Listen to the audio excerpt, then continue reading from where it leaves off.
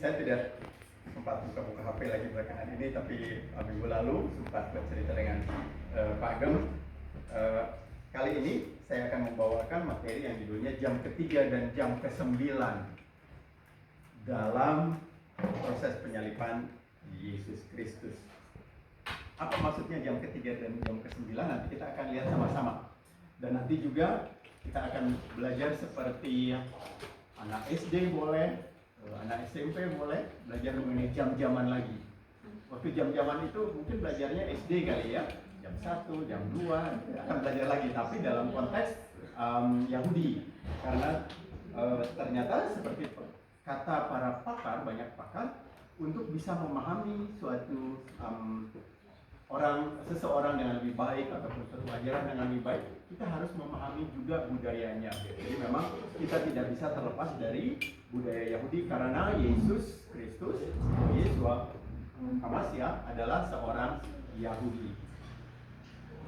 Untuk pengantarnya, Pastor kalau boleh diperbesar dengan kontrol plus, kontrol dan tanda plus, kontrol tanda plus saja Pak ya. Di itu ya. Jadi kayak seperti Zoom supaya bisa besar. Oke. Untuk pengantarnya mari kita sama-sama buka Markus 15 ayat 24 dan 25.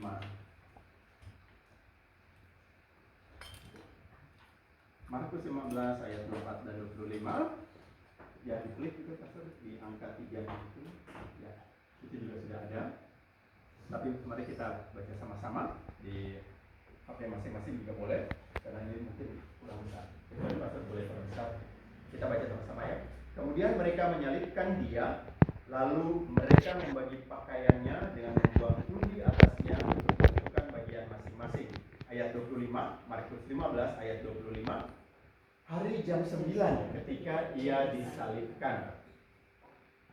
Kemudian ada di masih Markus bab yang sama, pasal yang sama, pada ayat 33 itu di bawahnya. Pada jam 12 kegelapan meliputi seluruh daerah itu dan berlangsung sampai jam 3. Dan pada jam 3 berserulah Yesus dengan suara nyaring, Eloi Eloi lama sabachthani, yang berarti Allahku Allahku mengapa engkau meninggalkan aku. Dan seterusnya kita langsung ke bawahnya saja ayat 37. Lalu berserulah Yesus dengan suara nyaring dan menyerahkan nyawanya. Jadi di sini kita akan belajar mengenai jam-jamnya. Yang ada di sini adalah pertama-tama jam berapa ketika Yesus disalibkan? Jam 9 pagi. Nah, Pastor tolong bahasa Inggris. Dalam bahasa Inggris ternyata LAI sudah menyederhanakan untuk kita. Dalam bahasa Inggris itu dikatakan bukan jam 9. Markus 15 ayat 25. Markus 15 ayat 25. Markus 15 ayat 25 ditulis di sana. And it was the third hour. The third hour. Nah, nanti kita akan pelajari semuanya. Tapi saya ingin menunjukkan dulu, ternyata oleh LAI sudah dipermudah. Dalam hal ini tidak menunjuk kesalahan LAI, tetapi sudah dipermudah. Karena yang kita baca jam berapa? LAI bilang jam 9.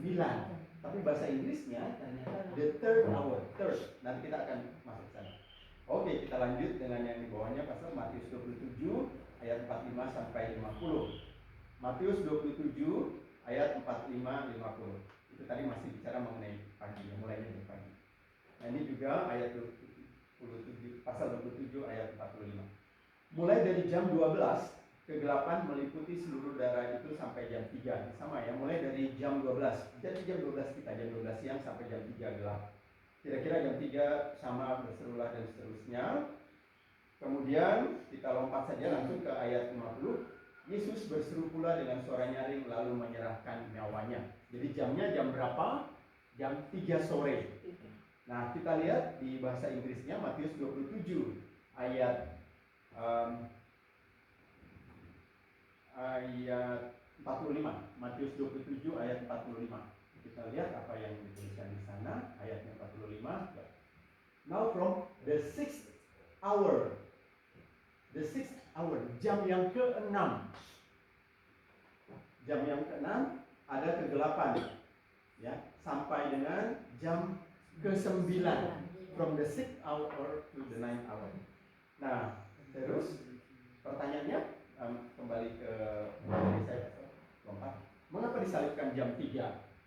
mengapa disyaratkan jam 9 pagi? Mengapa wafatnya jam 3? Kok nggak jam yang lain? Kan ada banyak jam. Dan jangan lupa, waktu itu nggak ada yang pakai jam tangan kan? Prajurit Romawi nggak pakai jam tangan. Yesus apa lagi? Karena pada saat itu juga belum ada jam tangan. Tapi kok bisa jamnya jam begitu dan itu sesuatu yang menarik ya. Oke, nah untuk itu kita akan melihat yang di sini, Pastor, diklik yang ke-16-nya. Kita akan melihat tradisi pengorbanan harian Yahudi. Nah ini yang minggu lalu saya coba tanyakan kepada Pastor Mansai ya. Tradisi pengorbanan, nah ini, oke ya. Jadi mari kita kembali ke tradisi pengorbanan harian Yahudi. Karena ternyata selain harian, pengorbanan harian, ada korban bulanan, ada korban tahunan, ada korban sabat, ada dan pengorbanan nasional, tapi masih ada juga pengorbanan lain yang harus ditanyakan kepada Pastor Mansai. Jadi kalau mau detailnya, boleh tanya kepada Pastor Mansai. Tapi kita tidak akan bertanya ke sana ya, kita tidak akan membahas banyak pengorbanan lainnya. Jadi Pastor Mansai boleh kita ulang sedikit supaya Pastor Mansai lihat. Pastor Mansai baru muncul lagi. Pastor ke atas sedikit, Pastor. Jadi di sana ya. Ya, mari kita kembali ke tradisi pengorbanan harian Yahudi yang kita tanyakan minggu lalu ke Pastor Mansai. Karena ternyata selain korban harian, ada korban bulanan, korban tahunan, korban sabat, dan pengorbanan nasional, tapi masih ada juga pengorbanan lainnya yang harus ditanyakan kepada Pastor Mansai. Karena sebagai pakar perjanjian lama, terus banyak sekali pengorbanan lainnya. Nah, kita fokus kepada pengorbanan harian saja. Ternyata ada perintahnya. Dasarnya adalah di Keluaran 29 ayat 38-39. Ini adalah kata Yahweh, inilah yang harus kau olah di atas mezbah itu. 2 anak domba berumur setahun, seperti yang orang tahu ada syarat-syaratnya ya, tidak bercacat ini dan benar. Tetap tiap-tiap hari. Nah, domba yang satu haruslah kau olah pada waktu pagi, dan domba yang lain kau olah pada waktu senja. Ini dasarnya, dasar dari korban harian yang 2 kali tadi. Nah, penjabarannya lebih jelasnya ada aturannya ada di Bilangan 28 ayat 1 sampai 8. Ya. Oke, di situ bisa kita lihat perintah kepada Musa, perintahkan kepada orang Israel, katakan kepada mereka, dengan setia dan pada waktu yang ditetapkan, haruslah kamu mempersembahkan persembahan kepada itu sebagai santapanku berupa korban api-apian tadi, yang baunya menyenangkan bagiku. Katakanlah kepada mereka, inilah korban api-apian yang harus kamu persembahkan kepada Tuhan. Lanjut, Pastor. 2 ekor domba berumur setahun, seperti tadi ya, tidak bercela, setiap hari sebagai korban makanan tetap. Nah, domba yang satu haruslah kau olah pada waktu pagi. Domba yang lain haruslah kau olah pada waktu senja. Nah, lalu ini detail lainnya juga 1/10 ekor dan lain-lain segala macam. Bukan ekor ya. Ya. Dan lain-lain. Nah, terus kita lompat saja ke bawah, Pastor, ayat 8-nya.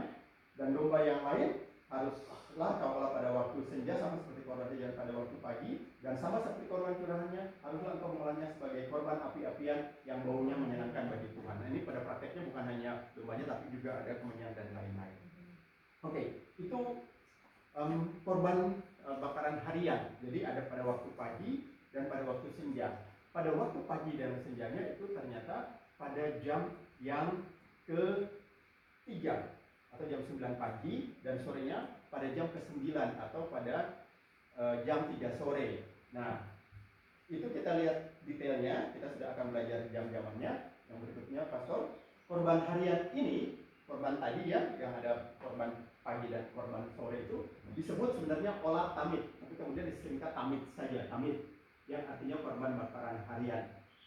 Nah, ini ada catatan menarik bahwa tujuannya untuk apa sih tujuan tamid? Di atasnya sedikit, Pastor. Ya, di drag ke atasnya sedikit ini ya.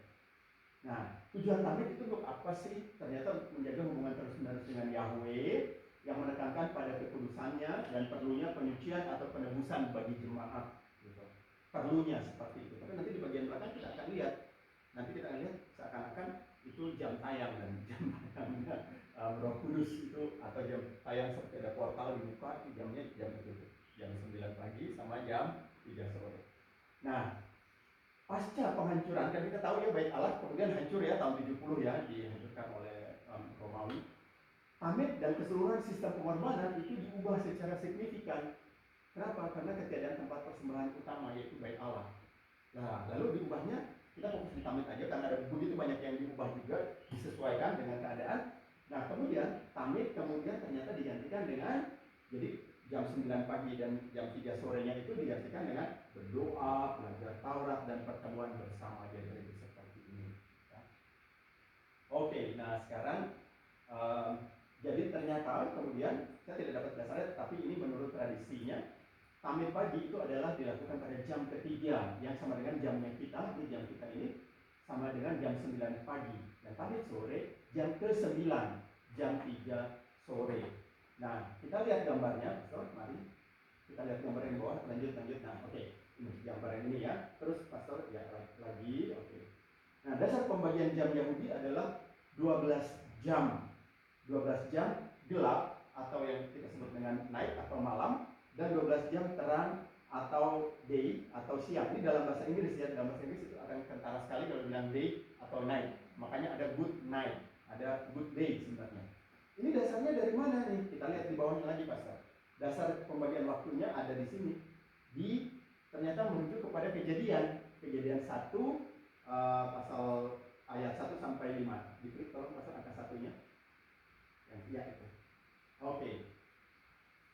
Nah, dasarnya adalah, saya bacakan ya. Pada mulanya Allah menciptakan langit dan bumi belum berbentuk dan kosong, gelap gulita menutupi samudra raya dan alam lain di atas permukaan. Nah, yang penting adalah ayat 3.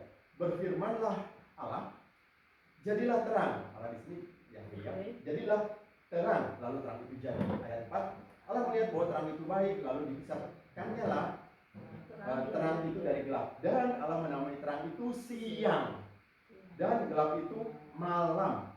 Jadilah petang dan jadilah pagi. Itulah hari pertama. Nah, kita kembali ke gambar yang tadi, Pastor, tolong di atasnya lagi tadi.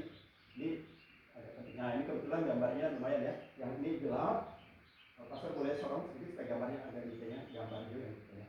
Gambar detailnya, gambarnya Pastor. Taruh di tengah-tengah, di drag. Itu gambar yang tadi yang bulat-bulat itu tadi, Pastor. Gambarnya supaya di tengah. Itu akan bantu kita memvisualisasi. Karena di sini kayak mau kalibrasi dulu. Ke kanan, di kanan-kanannya pasti ada. Ya, drag saja, gampang.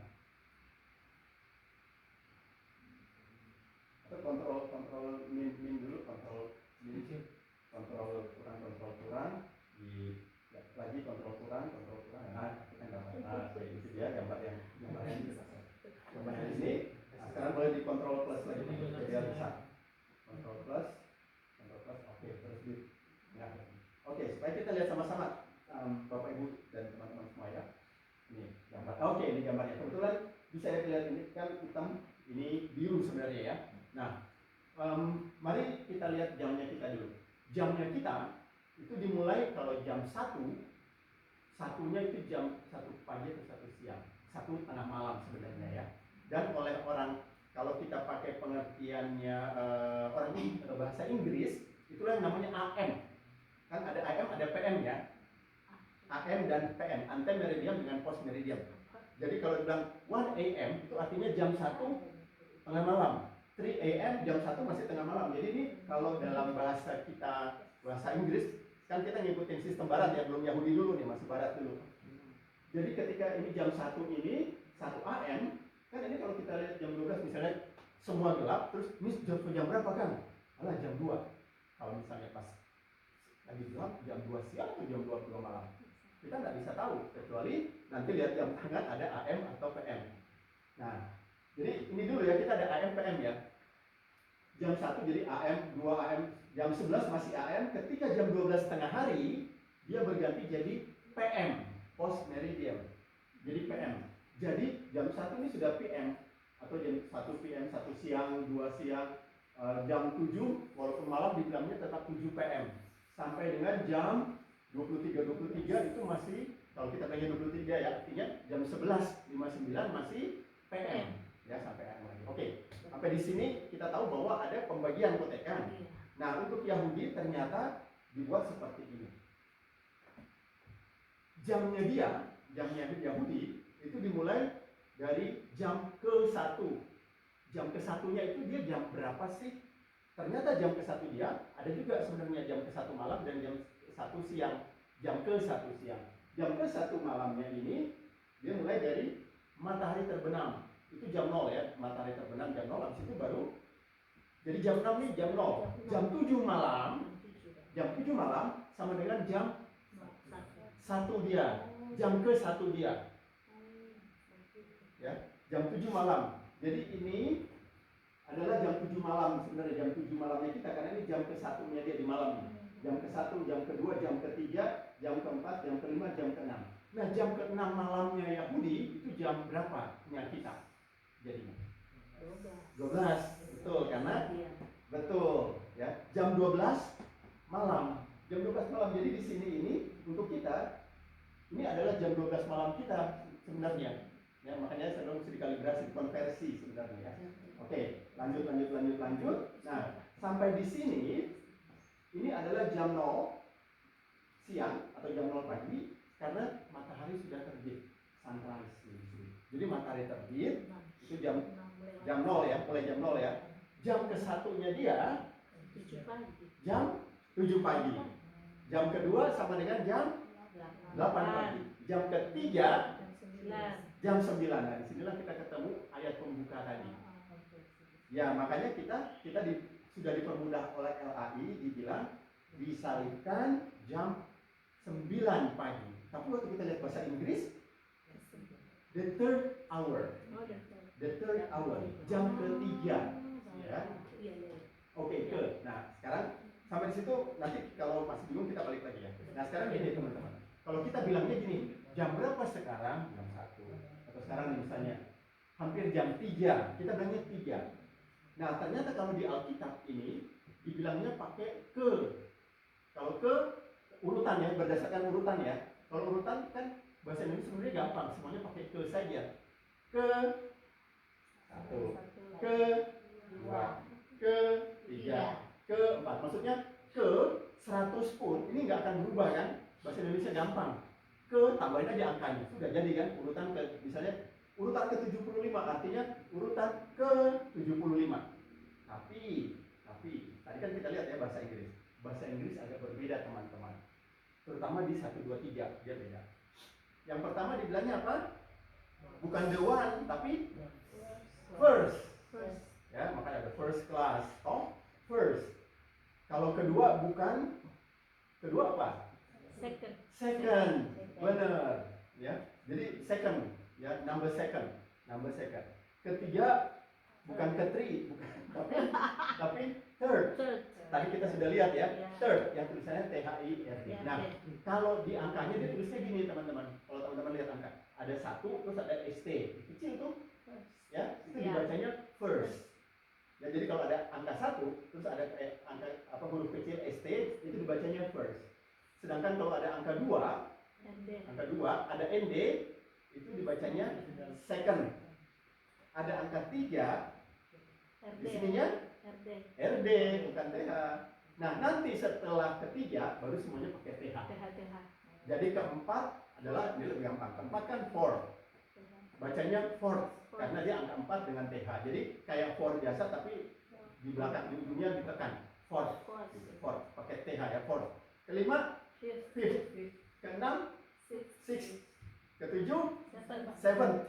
Pak mesti pakai third. Kalau enggak dianggap seven biasa. Seven.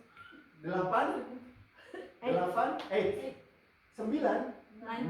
Nah, inilah kita belajar mengenai yang the third dan ninth hour. Kita belajar yang jam yang ke-3 dan jam yang ke-9. Nah, habis itu ke-10 apa dan? 10. Sudah 10. Pokoknya cuma 1 3 10. Nah, kan ke-11 agak bingung. Jangan pusing dengan tadi first, second atau third ya. 11 tetap dia pakai TH. Jadi 11, 11, 12, 12, 13, 13. Ya, makanya Friday the 13. Ingat ada film kan? Ya, Jumat tanggal 13. Itu kan pakai TH juga dibanding Friday-nya bukan Friday the 13th, tapi Friday the 13th, 13th, 14th, 15th, 16th, dan seterusnya. Kalau 20 juga TH, 20th. Kalau film kan 20th Century Fox dan lain. Jadi oke ya, yang berbeda hanya yang pertama, 3 pertama saja. First, second, third. Kalau 21 bioskop bagaimana? Jadi bingung lagi. Nah, ini ada lagi ternyata bingung lagi ternyata. Kan itu kita sudah 11. Kalau 21 bahasa Inggrisnya 21 kan? Tambahin TH jadinya. 21. 21 benar nggak? 21st, 22nd, 23rd. Tinggal dicari aja lah, kita nggak ngurusin ke sana ya. Oke. Nah, teman-teman yang pentingnya ini ya, ini dulu. Jadi ini kita sudah tahu ya. Jadi ini jam pertama, jam kedua, jam ketiga. Jam ketiga inilah yang diterjemahkan oleh LAI menjadi jam berapa jamnya kita? 9. Kita bilangnya jam ketiga. Ya, tadi kita sudah lihat kan di bahasa Inggrisnya ya. Nah, jadi di sini Yesus disalibkan dan di sini Yesus wafat. Di sini disalibkan, di sini wafat. Pada jam ini, jam apa tadi? Tamid pagi. Mereka nggak bilang tamid pagi ya, tapi kita bedakan ya. Tamid pagi, jam persembahan pagi, jam bakaran, bukan hanya di domba, tapi juga ada kemenyan. Di sini tamid sore, ya, intinya sama. Oke, sampai di sini moga-moga kita sudah mulai masuk ya, sudah mulai bisa ngelihat ya. Itulah jam-jam yang sebenarnya dituliskan Alkitabnya seperti itu, tetapi oleh LAI dipermudah untuk kita. Makanya ini kita tidak pernah memperhatikan. Nah, nanti di belakang kita lihat kenapa sih kita sekarang lagi jam-jaman. Oke, kita lihat sekarang inti dari pemaparan atau sharing dan pembelajaran kita pada sore hari ini. Mencermati kisah penyaliban Kristus. Oh, masih ada ya? Oke, sorry. Oh, tadi dasar pembagian waktu kita sudah baca ya. Oke, lagi ke bawahnya Pastor, ke bawah lagi ada satu entry lagi sini ya. Oke, di sini ya. Mencermati kisah penyaliban Kristus. Ini yang 18 ya. 18 ini ada banyak sekali. Oke, angka 18-nya tolong diklik Pastor. Oke, kita tadi sudah dibagi ya, Tamid pagi, jam ketiga atau jam 9 pagi ini dulu ya. Kita mulai di situ Pastor. Kita mulai dari Tamid pagi ya. Jadi tadi ada pengantarnya, terus kita sudah belajar jam-jamannya, kita konversi. Nah, sekarang apa sih pentingnya jam ketiga? Jam ketiga, third hour, atau sama dengan jam 9 pagi ya. Apa pentingnya itu? Ternyata saat jam persembahan pagi, saat korban bakaran, dan pada jam yang sama inilah Yesus berdoa sebagai Imam Agung. Karena pada saat itu harusnya yang mempersembahkan adalah para imam. Tapi di situ kita mulai melihat sekarang ini sambil merinding-merinding ya. Ternyata Yesus dalam penyalibannya, kan saya bilang tadi nggak pakai jam dan segala macam, tapi dia mengikuti bukan hanya harinya yaitu pada hari Paskah, hari pengorbanan, tapi bahkan sampai jamnya pun itu ditepati. Itulah luar biasanya materi ini yang saya dapati dari Sam Shamun. Itu seorang apologet tapi dia juga seorang pengajar ya. Saya dapat dari dia, terus saya detail lainnya. Jadi saya ulangi lagi agak lama.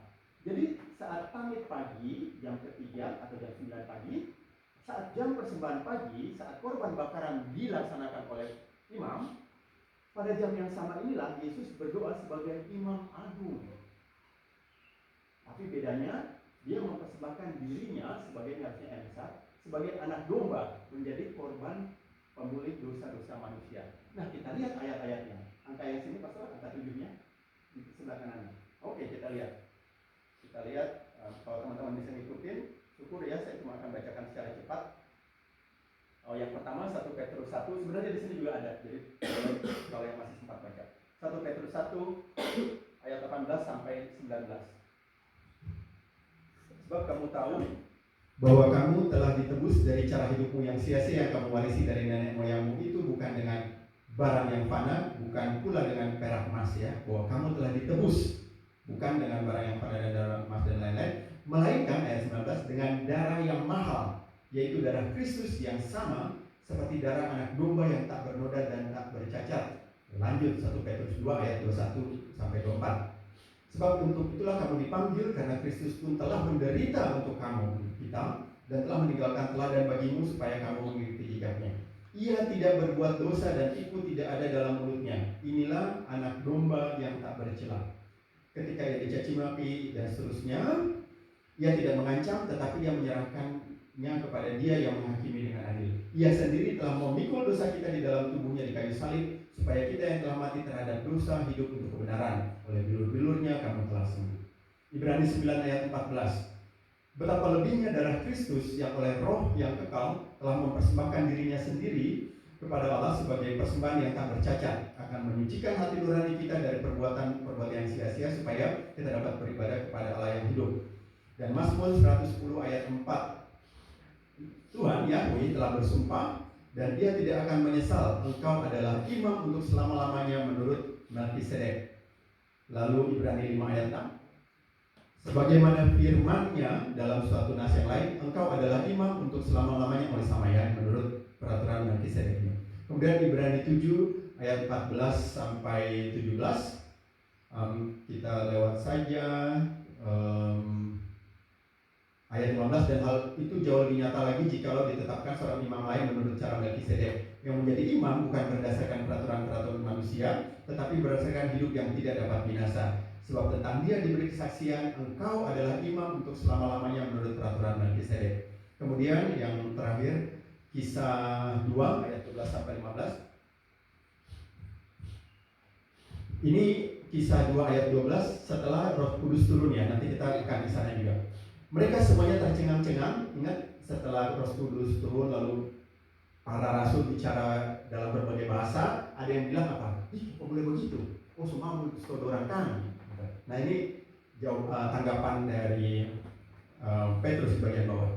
Mereka semuanya tercengang-cengang dan sangat termangu-mangu sambil berkata seorang kepada yang lain, apakah artinya ini? Tetapi orang lain menyindir, mereka sedang mabuk oleh anggur manis. Maka bangkitlah Petrus berdiri dengan ke-11 rasul itu, dan dengan suara nyaring ia berkata kepada mereka, hai kamu orang Yahudi dan kamu semua yang tinggal di Yerusalem, ketahuilah dan camkanlah perkataanku ini. Orang-orang ini tidak mabuk seperti yang kamu sangka, karena hari baru pukul 9. Kita lompat masuk ke bahasa Inggris.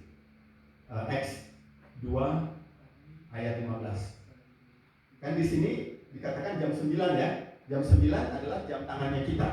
Tapi di bahasa Inggris ayat 15 dia akan bilang, ya, for these are not drunken as you suppose, seeing it is but the third hour of the day. Nah, ini dia akan ikutin the third hour of the day. Jadi ketika dikatakan day itu adalah siang. Nah, jadi jam yang ketiga pada saat siang, artinya baru jam 9 pagi.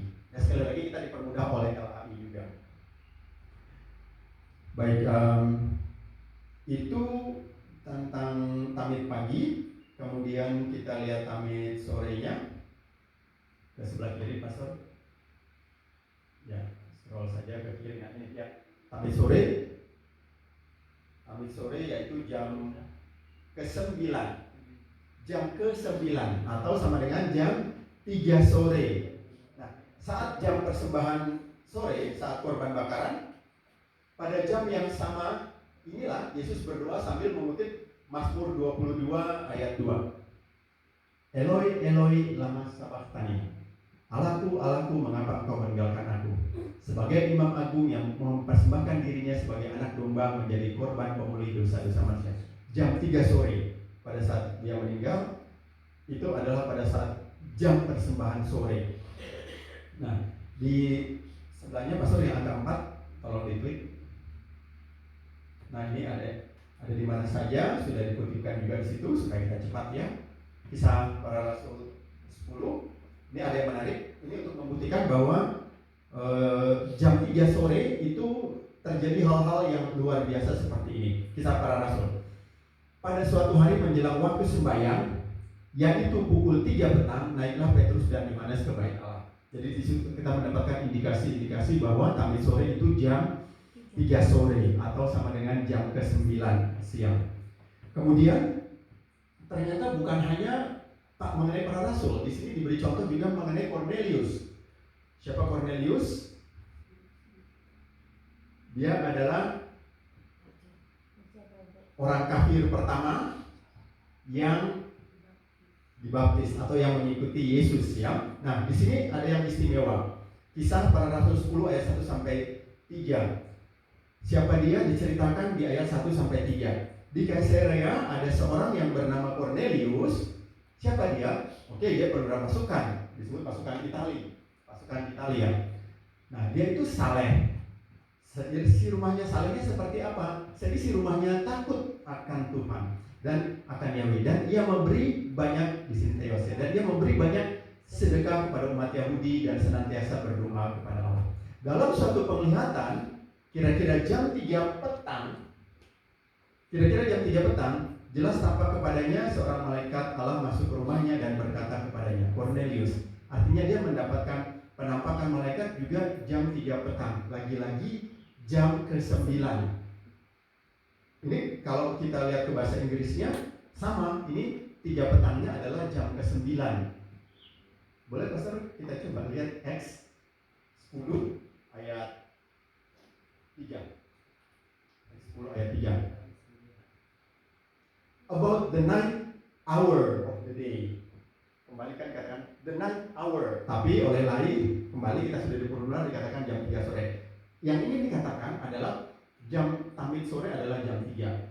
Mengenai Cornelius, ini adalah sesuatu yang luar biasa. Kenapa luar biasa?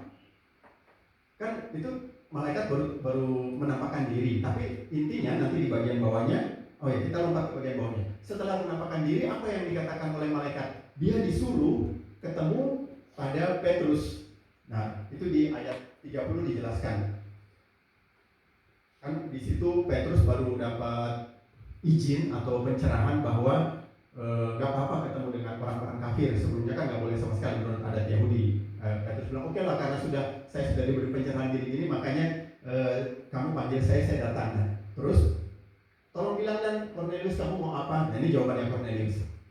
Jawab Cornelius, 4 hari yang lalu, kira-kira pada waktu yang sama seperti sekarang, yaitu jam 3 petang, aku sedang berdoa di rumah. Ini tamid sore. Tiba-tiba ada seorang berdiri di depanku, pakaiannya berkilau-kilau. Dia cerita mengenai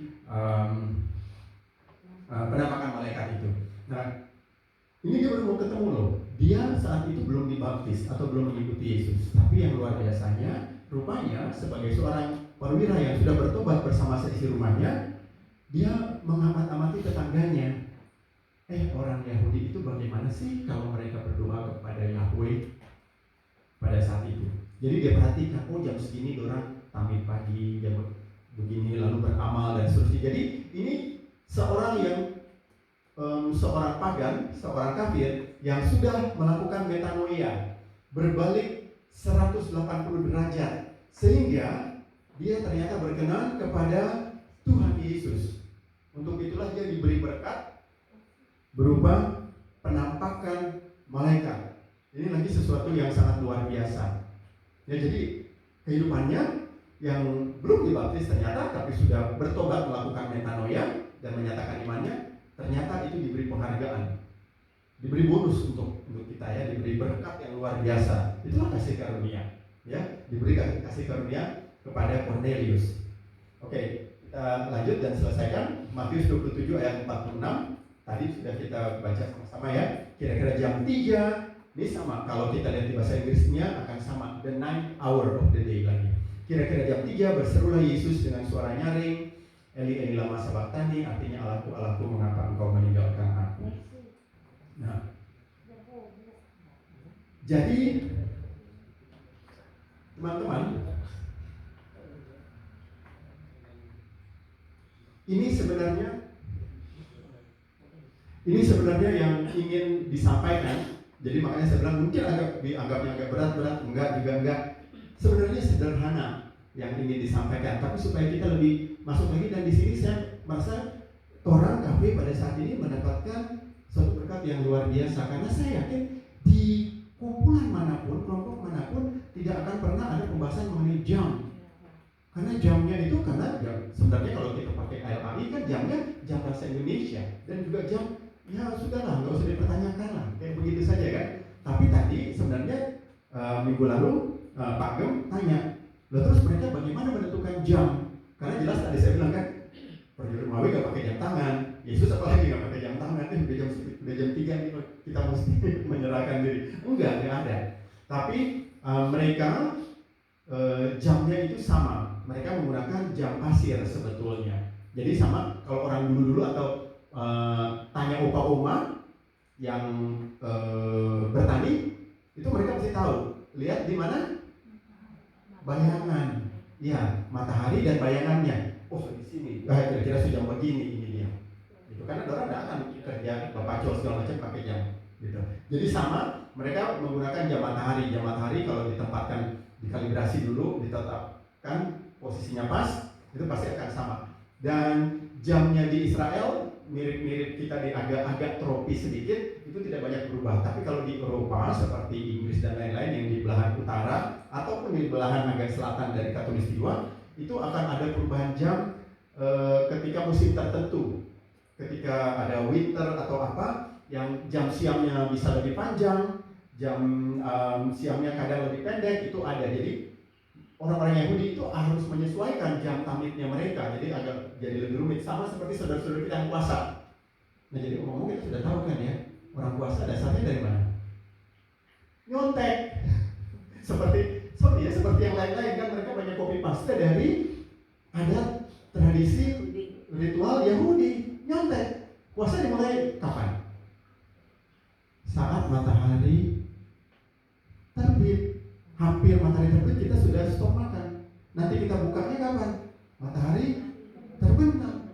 Itu sama tadi ya, jam yang tadi kan kita lihat ya, jam 6 sampai 6. Itu. Jadi memang mereka bilang, gerombolan Muhammad memang sudah banyak seperti itu ya. Oke, tapi kita tidak mau bicarakan Muhammadnya, kita membicarakan yang seperti ini. Nah, sekarang ada plot twist. Plot twist itu pada penggemar film-film, terutama film-film Marvel kan atau Hollywood. Plot twist artinya orang sudah tahu DP perjalanan, oh harusnya gini happy ending. Ternyata ada di belakang, begini kok ternyata. Ini juga ada plot twistnya. Plot twistnya saya belum sempat menerjemahkan dalam bahasa Inggris, kan saya cari referensinya susah banget. Tapi saya coba terjemahkan dalam bahasa Inggris. Pastor tolong ke bawah, ini sudah hampir berakhir. Ada plot twist ke sebelah kiri. Nah, ini plot twist. Kalau kesimpulan nanti jelas ya, baik Pastor jadi kalian. Oke. Itu nggak plot twist, yang plot twist ada lain. Oke, saya coba bacakan dulu. Jesus was fulfilling the Passover when he was crucified. Jadi Yesus memenuhi pengorbanan Paskah ketika dia disalibkan.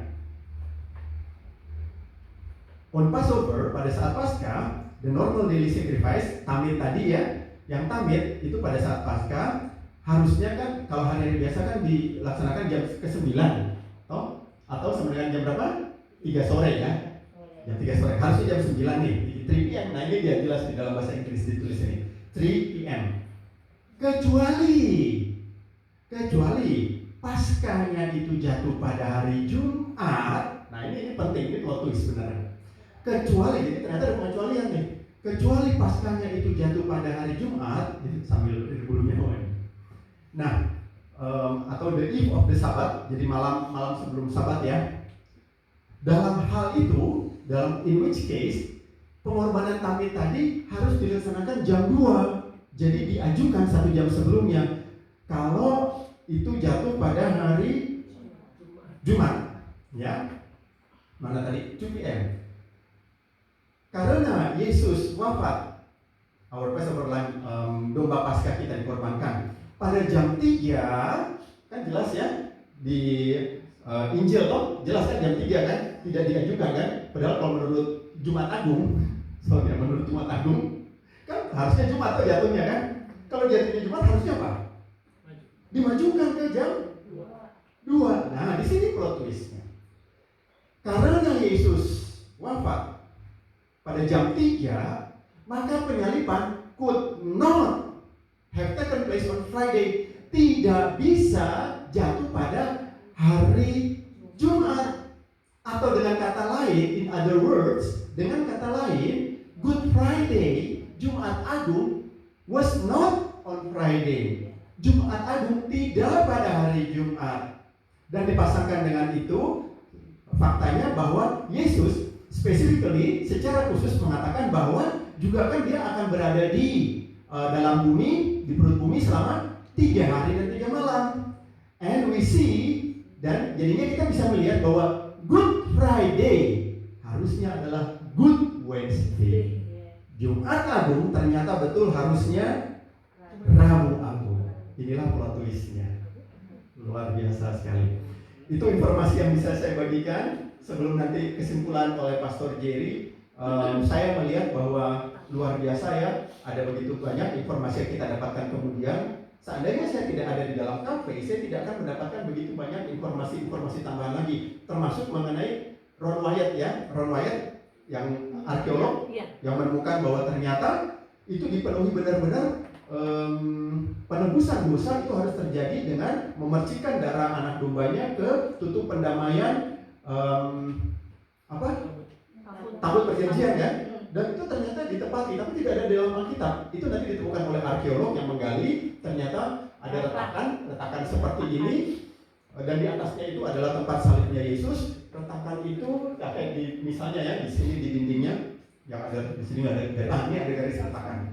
Garis retakan ini berwarna coklat tua dan ternyata berujung di atas tutup tabut perjanjian. Tutup pendamaian dari tabut perjanjian. Itu tidak ada di Alkitab, tapi ditepati sampai sebegitu-begitunya. Nah sekarang pada detik ini kita melihat bahwa Yesus pun tetap menggenapi segala sesuatunya sampai ke jam-jamnya juga.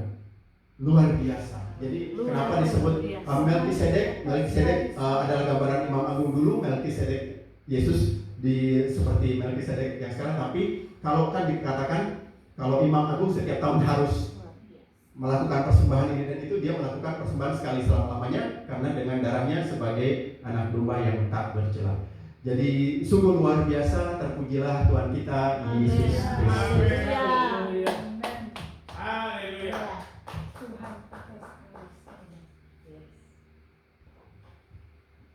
Ya, ini clear ya. Clear. Jadi kita hari ini diberkati dengan sistem kalender Yahudi yang kita perlu konversi. Kalau kita melihat kebenaran biblikal tentang Paskah Yesus Kristus, itu kita tinggal konversi saja dari kalender Yahudi ke dalam kalender Gregorian. Ya sekarang kita pakai kalender Gregorian. Nah tadi Pastor Erik sudah menjelaskan bagaimana pemberlakuan perhitungan waktunya itu di Israel dimulai dari jam 6 sore. Ya, jam 6 sore itu titik nol. Ya, itu perpindahan hari menurut dorang. Ya. Jadi tinggal dihitung saja. Ya, dorang berlaku hitungnya 12 jam.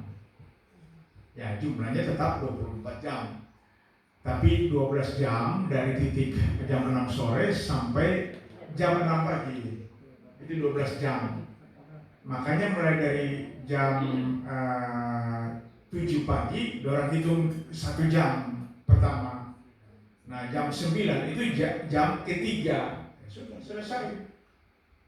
Ya.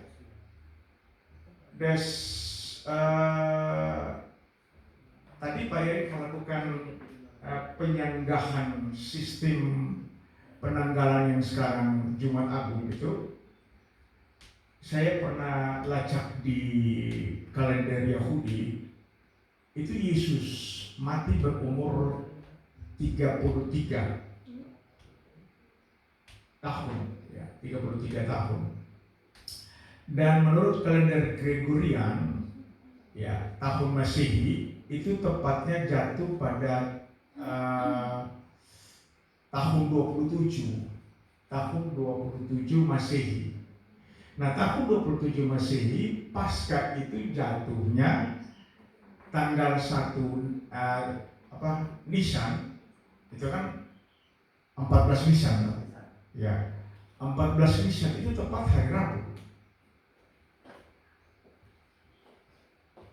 Itu settingan ilahi. Jadi kita ada bukti di Facebook ya. Kita pernah lacak di situ. Kalau perhitungannya ada juga yang lain mengatakan bahwa Yesus lahir tahun ke-6 sebelum Masehi. Ya, pemerintahan apa itu? Herodes.